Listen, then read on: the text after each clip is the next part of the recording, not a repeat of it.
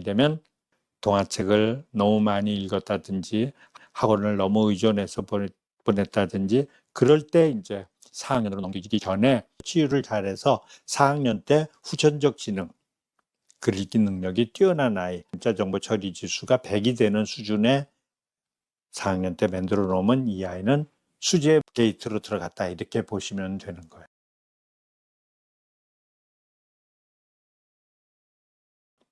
환경과 생물, 역사, 지구, 우주, 기술과학, 법, 정치, 사회문제, 문화예술, 경제 이 6권이 모두 300개의 챕터북입니다. 이해하면서 읽는 법을 가르쳐야 됩니다. 이해하면서 읽는다는 게 무슨 뜻일까요? 네, 의미단위 끊어읽기를 시켜보는 겁니다. 두 번째는 기억하며 읽기, 글을 읽고 읽은 글의 내용을 기억하는 훈련을 시키셔야 돼요. 외우는 게 아니라 그냥 읽으면 기억나는 거예요. 어휘력 늘리기. 저 어휘력은 동화책에 없는 어휘력입니다. 네, 한자죠. 동화책에는 한자가 들어있지 않아요. 공부하는 데 필요한 어휘는 모두 한자입니다. 교과서는 한글로 써 있는 한문책이에요. 우리가 공부하는 데 쓰는 모든 용어는 한문입니다. 한글로 써 있지만 실체는 그게 뜻을 가진 한문이라는 거예요. 한자의 훈을 알아야 됩니다. 많은 분들이 아이들이 스마트폰 세대라서 침몰도 몰라, 애들이 문해력이 너무 없어. 그건 문해력이 아니고 한자의 훈을 모르는 거예요. 침몰의 뜻을 모르는 건 침몰을 외운 아이만 알고 침몰이 그 침자가 가라앉을 침자라는 것만 알면 그러면 외울 필요가 없는 거예요. 아이들은 한자의 뜻을 모르니까 훈을 모르니까 침대의 침자와 침몰의 침자가 같은 자인 줄 알아요. 한글은 똑같이 생겼잖아요. 한문은 전혀 뜻이 다른 거예요. 글자 한자에 10개 이상의 뜻을 가지고 있잖아요. 발음 하나에. 이게 우리 교육의 아주 큰 딜레마예요. 공부 잘하는 애와 공부 못하는 애는 한자 훈을 유추하는 능력에서 아주 큰 차이를 내보입니다. 공부를 잘하게 만들기 위해서는 저 한자 훈 교육이 너무너무 중요한 시대가 됐어요. 그리고 과정을 통해서 배경 지식이 어떻게 쌓여가나 배경 지식 쌓는 공부도 이렇게 하는 겁니다. 저 6가지 영역 중에서 우리 아이가 어떤 영역에 더 깊은 관심을 가지고 있나를 추적해야 돼요. 자, 저 과정을 통해서 초등학교 4학년, 5학년, 6학년 때까지 한자 1500자 정도의 훈 감각, 그 뜻을 아는 감각을 수련해야 된다. 한자 훈 감각이 잘 길러지면 중학교 가서 공부하는 시간이 반으로 줄어들어요. 한자 훈 교육은 우리 아이들 공부에서 너무너무 중요한 화두입니다.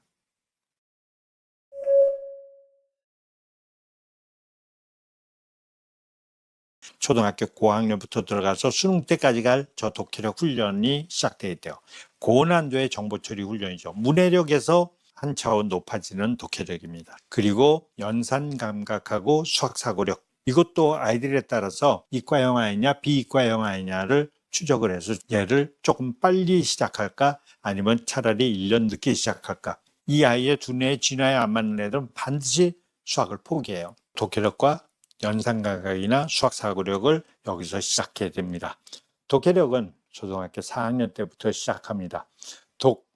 읽기 관성이죠. 잘 읽어야 되는 거예요. 또 하나는 해외 과정, 뇌가 판단을 하는 겁니다. 읽기 관성이 첫 번째가 의미단위 읽기 훈련을 시켜야 돼요. 이해하면서 읽기, 그리고 음독 습관을 제거하기입니다. 두 번째는 분석적으로 읽기, 글을 읽을 때 대충 읽지 말고 이 글의 정체를 규명하면서 읽는 방식이에요. 세 번째는 논증적으로 읽기, 글이 앞뒤가 맞는지 안 맞는지 합리적인지 아닌지 이런 것을 읽을 때 이미 다 걸러내는 능력이 있어야 돼요. 저 훈련을 시켜야 돼요.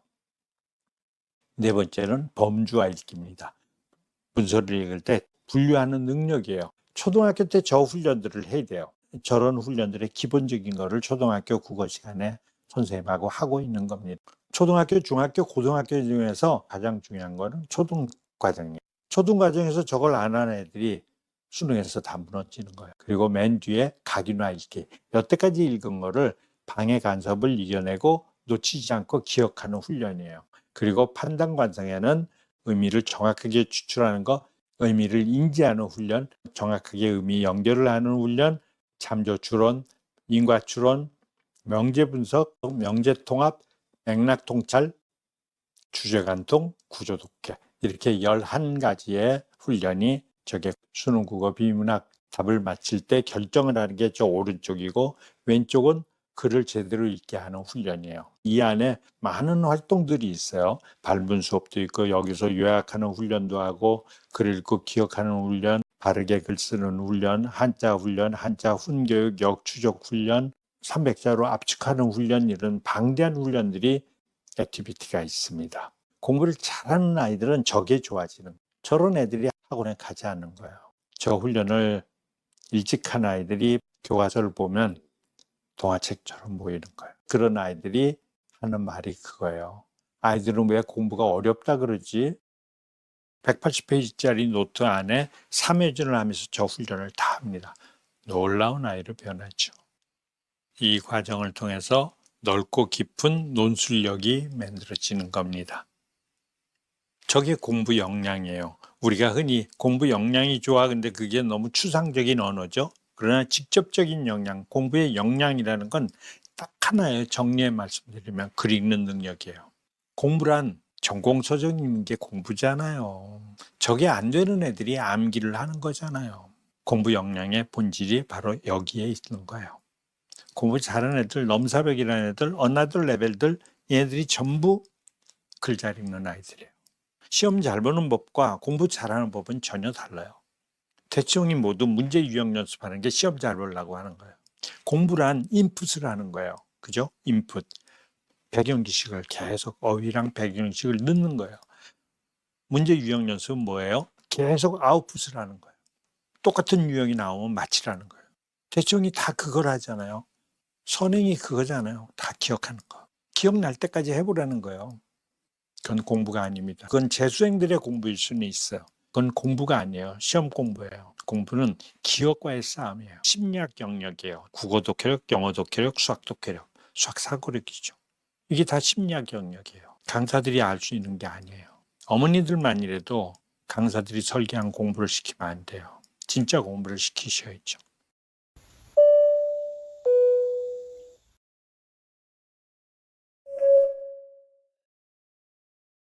수학 얘기를 해드리겠습니다. 수학은 우리 교육 중에서 매우 중요한 교육이죠. 수학적으로, 논리적으로 아이를 성장시키는 학문이기 때문에 그렇습니다. 그러나 대치동은 수학 교육을 하고 있질 않아요. 뭘 하고 있죠? 문제 푸는 연습을 합니다. 문제를 다 풀어서 100점이 되면 된다고 생각해요. 그거는 수학 교육의 결과일 뿐이지 수학 교육의 과정의 공부를 하지 않아요. 수학은 문제 푸는 연습을 하는 게 수학 공부가 아니에요. 수학이라는 학문을 접근을 해야 돼요. 수학이라는 학문에서 제일 중요한 게 초등학교 과정이에요. 초등학교를 건너뛰거나 선행을 해서 앞쪽으로 가면 수능 문제는 맞힐 수 있을 거예요. 문제 유형 연습을 끊임없이 반복해서 열 몇 번을 해보면 되겠죠. 그렇지만 그 아이는 수학적으로 성장하지 않아요. 한번 질문해 보세요. 수학 잘하는 애들한테. 너 이 문제 왜 이렇게 풀었니? 이렇게 질문하면요. 아이들 상당수가 그래요. 몰라요. 근데 이렇게 풀면 답이 나와요. 그게 중요한 거예요. 걔네들한테는. 이건 수학이라는 학문이 아니에요. 수학 교육이 아니에요. 수학 교육 그렇게 하면 안 됩니다. 그건 수능 끝나면 끝나는 거예요. 문제 유형 연습만 했던 아이들은 머릿속이 다 텅 비어버려요. 진짜 공부는 안 했거든요. 인풋은 안 하고 아웃풋만 했어요. 시험 공부만 한 아이들이에요. 12년 동안. 불행한 일입니다. 수학 공부는 더더군다나 그래요. 우리 아이들이 하고 있는 수학은 고대 수학이에요. 근대 수학이 아니에요. 몇천 년, 몇백 년 전 수학이라고요. 그건 대학교 가서 현대 수학을 하기 위해서 하는 거예요. 네, 수학 공부의 진짜 이야기를 해드릴게요. 영재고 과고 갈 아이들, 수학을 정말로 할 아이들, 근대 수학을 할 아이들, 그 아이들은 지금 대충 수학을 하면 안 됩니다. 불행해집니다. 문제 유형 연습하는 거는 그건 수학이 아니거든요. 답을 내는 게 중요한 게 아니에요. 수학 교육 과정에서 이 아이가 두뇌가 성장해야 되는 거예요. 수리 이치를 먼저 터득하는 과정이 있어야 돼요. 그게 바로 초등학교 과정이에요. 교과 과정에 있는 그 많은 단원들이 수의 이치를 터득시키는 거예요. 그리고 중학교 과정은 수학 공부를 하는 도구를 익숙하게 하는 거예요. 어머니들 아시죠? 수학에서 대부분의 아이들이 분수에서 무너진다는 거. 네, 수의 기본적인 양을 인지하지 못했기 때문에 그래요. 우리 수학 교육은 문제가 굉장히 많습니다.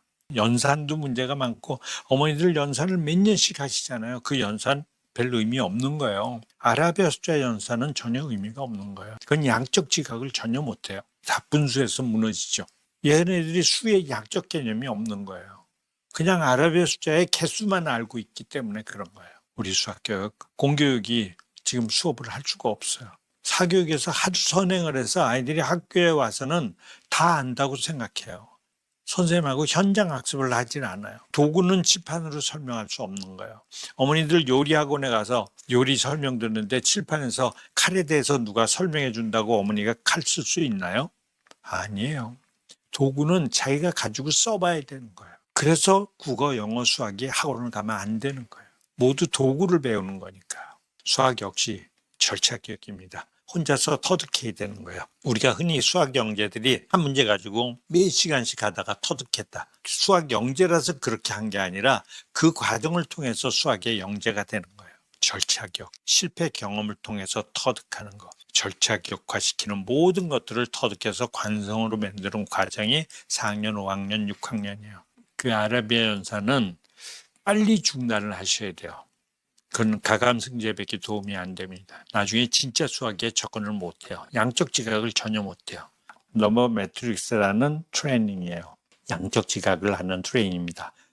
나중에 큰 수까지 갈 때 놀라운 양적 지각을 합니다. 아라비아 숫자로 연산을 하는 게 아니라 도형으로 연산을 하는 겁니다. 간단한 영상을 보여드리겠습니다.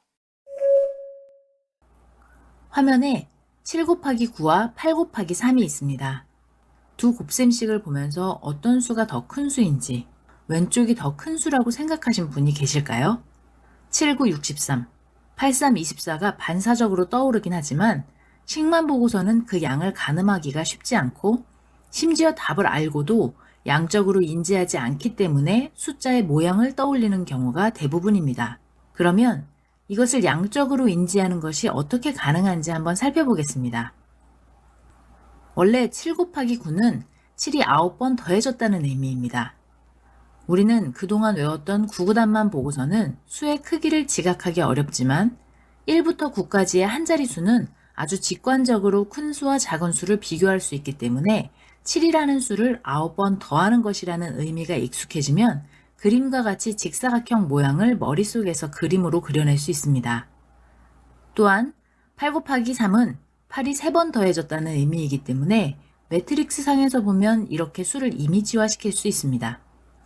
그러면 머릿속에서 연상하는 두 수는 크기를 비교할 수 있게 되고 직관적으로 7 곱하기 9가 훨씬 크다는 것을 알 수 있습니다. 수를 더 확장해 보겠습니다. 24 곱하기 16은 어떤가요? 24 곱하기 16은 어느 정도의 수인지도 가늠이 잘 안 됩니다. 그 이유는 그동안 두 자릿수가 넘는 곱셈은 보통 세로셈으로 계산을 해왔기 때문입니다. 세로셈의 핵심은 계산하는 방법을 익히는 겁니다. 그래서 24가 16번 더해졌다고 의미를 이해하기보다는 각 자릿수가 곱해질 때 규칙을 통해 올림을 해서 각 수를 더해 계산하는데 이런 방식은 수를 양적으로 지각하는 데 큰 방해를 일으킵니다. 이렇게 24 곱하기 16을 가로셈과 세로셈으로 했을 때 두 방법 모두 수를 양적으로 지각하기가 어렵습니다. 그럼 이제 넘버 매트릭스를 통해 살펴보겠습니다. 곱하기는 가로만큼의 수가 세로만큼 있는 거예요. 가로와 세로의 수만큼 드래그해서 전체 블록을 만들고 생각하기 쉬운 수로 나눠 계산하세요.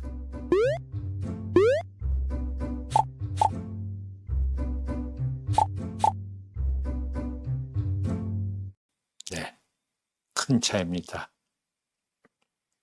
이 훈련을 연산의 감각 훈련을 하고 나면 계산 실수를 전혀 하질 않아요.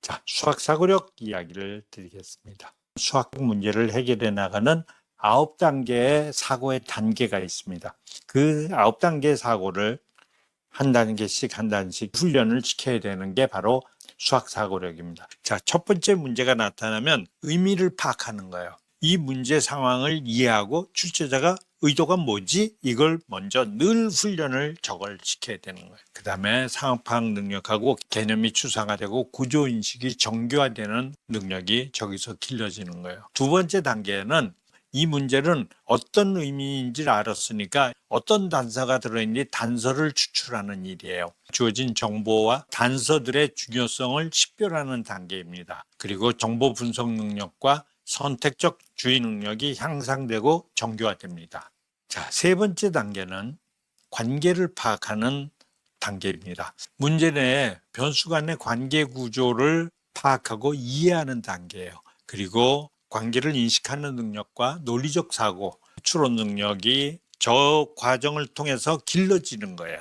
네 번째 단계는 바로 시각화 단계입니다. 문제의 요소와 구조를 시각화, 표상화를 통해서 통찰하는 능력입니다. 수학을 정말로 잘하는 사람들, 수학 문제를 보는 순간에 그 수학 문제가 다 그림으로 변한다는 거 알고 계세요? 그분들이 오히려 놀라세요. 아니, 그럼 다른 사람들 눈에는 저게 그림으로 안 보이나요? 그럼 수학을 어떻게 풀죠? 못 푸는 거죠. 모든 수학 문제는 머릿속에서 그림으로 바뀌어야 돼요. 이것도 훈련을 해야 돼요. 문제 해결 능력의 핵심인 추상화 능력을 생성시키고 정교화시킵니다. 그 다음에 단계는 추론의 단계예요. 추론 단계는 주어진 정보 내에서 문제 해결을 위해서 논리적 결론을 도출하는 단계예요. 그런 생각을 계속 유도하게 하는 거죠. 그리고 이 과정을 통해서 고차원적 사고력과 정교한 문제 해결 능력을 개발하고 강화시키는 목적이 바로 저 추론이에요. 다음 단계는 로직을 설계하는 단계입니다. 목표지향적 사고력, 내가 저걸 찾으러 가야 되는데 이걸 생각해서 전략을 세우는 거죠. 그리고 전략 구사하는 능력하고 그 능력이 생성되고 그 다음에 계속 난이도가 높은 문제를 풀면서 정교화되는 거죠. 저게 수학 교육이죠. 저게 수학 공부죠. 계산의 단계입니다. 그런데 이 계산도 수학학원에서 하고 있는 것과 계산의 목적이 조금 달라요. 계산의 목적은 계획된 절차에 따라서 논리적 연산을 수행하는 단계인데 실수나 오류, 가정의 부적절함을 수정하는 능력을 정교화시키는 게 저걸 해가는 과정에서 답을 찾는 게 아니라 답을 맞히는 게 중요하죠. 저 훈련을 하는 게 수학 교육이고 수학 공부예요. 그러니까 서양에서는 답이 틀려도 빵점이 아니라고요. 과정이 맞으면 된다고요. 이 과정이 중요한 거예요. 계산기도 주고 공식도 주잖아요. 우리는 공식을 외워야 되지만 수학을 보는 시각이 달라요. 우리는 전 세계는 수학을 학문으로서 가리키고 우리는 대학 입학 시험으로서 변별하기 위해서 수학을 하고 있어요. 적어도 초등 과정에서만이라도 그런 수학을 하면 안 됩니다. 고등학교 수학을 하면 안 돼요. 초등학교 과정은 선행을 하지 말고 월반을 지켜야 돼요.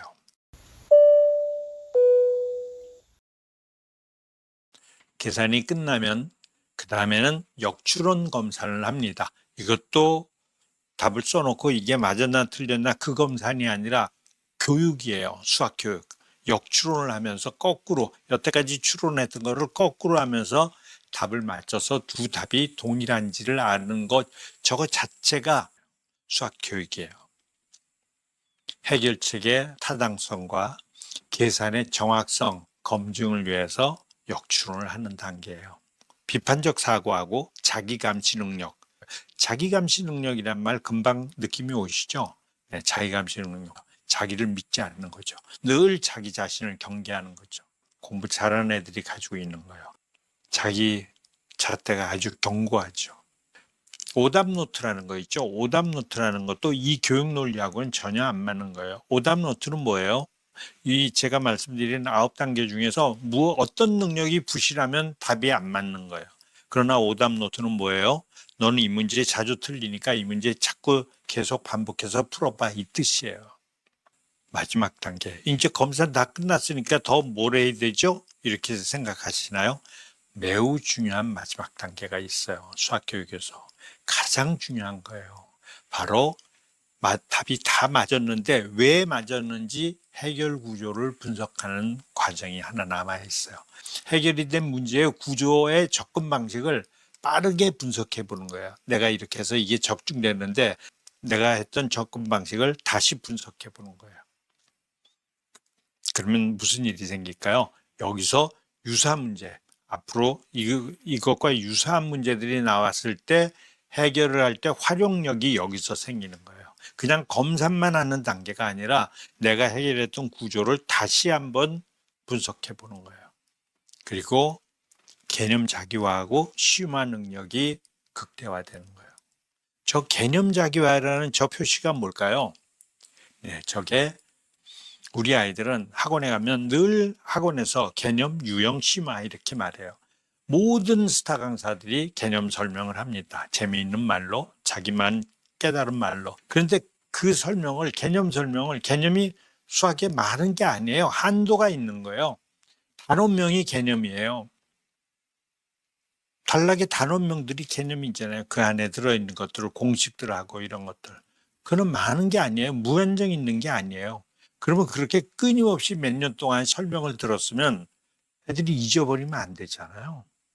그런데 아무리 설명해줘도 또 잊어버리고 자기께 된 아이가 없어요. 그러니까 문제 유형 연습할 때마다 개념 설명을 다시 들어야 돼요. 왜 그럴까요? 이 과정이 없는 거예요. 저 개념의 자기화 과정이에요. 이 과정으로 이렇게 하면 문제를 100개를 푸는 게 아니라 단 한 문제를 풀더라도 저 과정을 통해서 하면 수학적 사고력이 생겨요. 그리고 나중에 저걸 힘들게 했지만 와 이거였구나 라고 터득하는 거예요. 절차기억화돼서 두뇌에 저게 저장되는 거예요. 저 경험이. 그러면 무슨 일이 생길까요? 다시는 안 틀리는 거예요. 저게 영원히 내 거가 되는 거예요. 터득하면. 수학교육의 본질이 절차기억이에요. 내가 이 문제를 풀어낸 그 과정을 내가 터득하는 거예요. 말로 배울 수 없는 거예요. 강사한테 칠판으로 배울 수 없는 거예요. 문제 풀고 채점으로 배울 수 없는 거예요. 우리 모든 단원에서 수리직관역에서 만드는 뭐 곱셈이든 인수분해든 방정식이든 그거를 다 수학적 사고, 수학 사고력으로 변환해서 저 훈련을 시켜야 되는 거예요. 문제는 서술형 문제가 되는 거죠. 그래서 머릿속에서 수학적으로 생각을 하는 훈련을 시켜야죠. 설명 들은 게 아니거든요. 자기가 터득한 거예요. 저걸 절차기억이라고 하는 거예요. 네, 국어, 영어, 수학이 다 절차기억이에요. 나한테 배울 수 없어요. 그 예제 훈련의 저 9단계를 어떻게 하는지 잠시 보여드리겠습니다. 이 문제의 문장을 여러 번 읽어보며 문제의 의미를 곰곰이 생각해 보세요. 문제를 정확히 이해하는 일이 가장 먼저 해야 할 일입니다. 이 문제에서 최종적으로 구해야 할 값은 무엇인가요? 문제를 풀기 위한 모든 단서는 문제 속에 숨겨져 있답니다. 문제의 단서가 되는 올바른 문장인지 OX 체크하세요.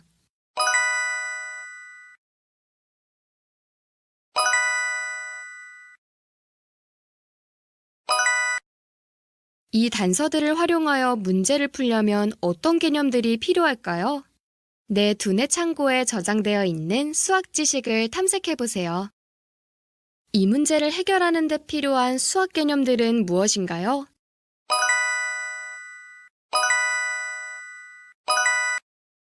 문제 해결에 필요한 핵심 아이디어를 정하고 이후에 연결되는 생각을 선택하세요.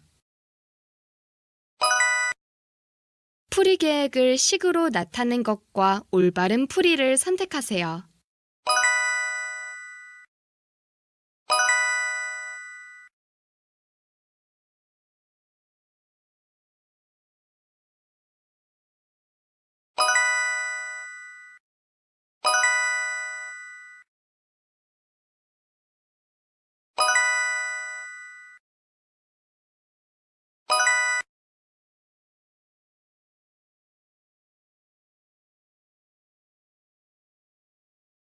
내가 구한 답이 정답인지 확인하기 위해 검토해야 할 내용이 맞는지 체크하세요. 내가 구한 값이 정답이라 확신하나요? 다시 선택해보세요. 최종적으로 구해야 할 값은 무엇인가요? 이 문제를 풀었던 전체 과정을 가장 바르게 요약한 것을 고르세요. 스크롤하여 내가 어떤 생각의 순서를 거쳤는지 전체 풀이 과정을 다시 확인해보세요.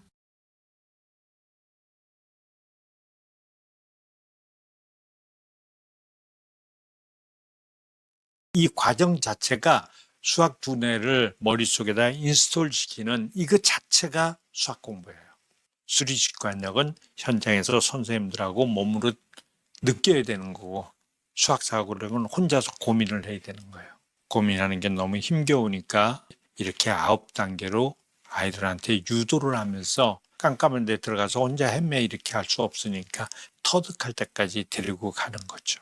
이게 수학교육이에요. 이게 유럽식 수학교육이에요. 문제 많이 푸는 게 중요한 거 아니에요. 킬러 문항 없어졌잖아요. 수학이 쉬워지나요? 아니에요. 대충 아이들한테 똑같아요. 킬러 문항 없어도 수학사고력은 안 생기거든요. 대충씩 공부하고 교육특구의 공부는 수학사고력이 절대로 생기질 않아요. 처음 보는 문제 나왔네? 이 문제 없어지려고 문제집을 엄청나게 풀잖아요. 수학 영재들은 문제집 안 풀어요. 교과서 한 권 가지고 하는 거예요. 교과서 한 권, 참고서 한 권. 더 중요한 건 혼자서 그 속에 들어가서 좌절을 맛보는 거죠. 그리고 스스로 살아남는 거죠. 수학 선행을 하는 분들의 이론 중에 어이없는 이론들이 있는데 아주 대표적인 이론이 이거예요. 앞에 거 건너가도 뒤에서 난이도 높은 거 하면 옛날 거 다 풀려. 이건 정말로 위험한 거예요. 그 얘기는 더하기 빼기를 안 하고 곱하기 나누기나 인수분해를 하겠다는 거나 똑같아요. 인수분해하면 곱하기가 풀린다 이런 뜻이잖아요. 이건 교육이 아닙니다. 학원들이 점수를 누가 올려주나 경쟁을 하는 거지 교육은 그렇게 해서는 안 됩니다. 이해되셨어요? 저 수학사고력 훈련은 초등학교, 중학교 과정인데 문제의 난이도는 없지만 생각하는 방식은 똑같습니다. 초등학교 아이들이 하는 저 훈련을 40회, 50회쯤 하면 고등학교에서 거의 바닥이었던 아이들이 10등, 20등 안으로 들어오는 사례도 있을 정도로 저 수학사고력이 놀랍습니다.